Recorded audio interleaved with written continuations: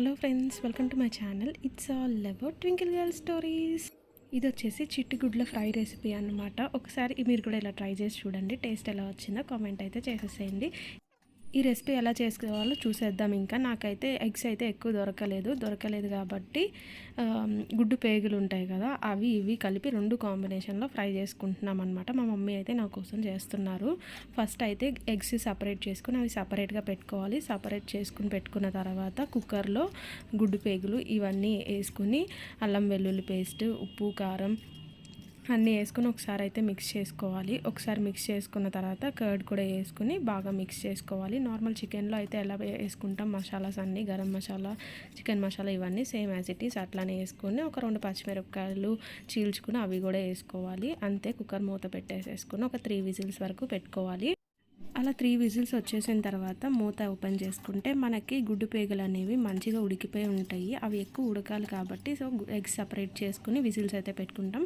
ఇప్పుడు సపరేట్ చేసుకున్న ఎగ్స్ కూడా అందులో యాడ్ చేసేసుకుని కొంచెం దానిపైన ఉప్పు అండ్ పసుపు వేసుకుంటాం అన్నమాట. అది కూడా వేసుకున్న తర్వాత ఒక విజిల్ అయితే పెట్టేసేసుకోవాలి.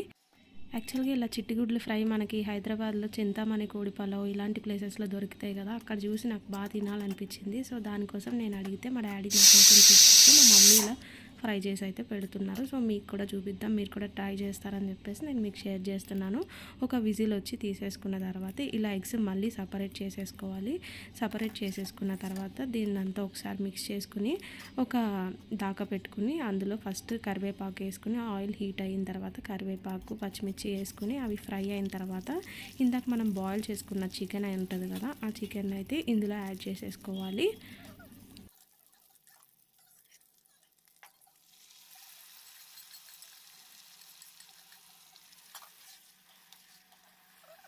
ఇలా యాడ్ చేసుకున్న చికెన్ అయితే ఇప్పుడు మనం మంచిగా ఫ్రై అవ్వనివ్వాలి.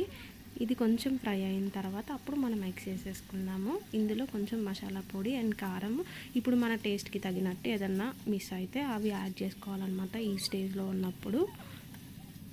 సో ఇది కొంచెం ఫ్రై అయిపోతుంది.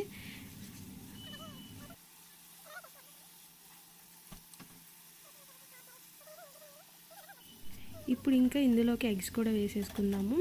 ఎగ్స్ కూడా వాటికి కూడా ఉప్పు కారం పట్టాలి కాబట్టి సో వాటిని కూడా ఫ్రై చేసుకుందాం అన్నమాట. ఇందులో వేసేసుకుని ఇలా ఆయిల్ సపరేట్ అవుతుంది అంటే మన కర్రీ ఆల్మోస్ట్ రెడీ అయిపోతుంది అన్నట్టు. ఇదిగోండి, చూసారా మంచి కలర్ ఎలా వచ్చిందో. అంతే, చూడ్డానికి చాలా టెంప్టింగ్గా ఉంది కదా. ఇలా కొంచెం కొత్తిమీర లాస్ట్లో గార్నిష్ చేసేసుకుని ఒకసారి మిక్స్ చేసేసుకుంటే అంతే, టేస్టీ చిట్టుగుడ్ల కర్రీ అయితే ఫ్రై అయితే రెడీ అయిపోయిందనమాట.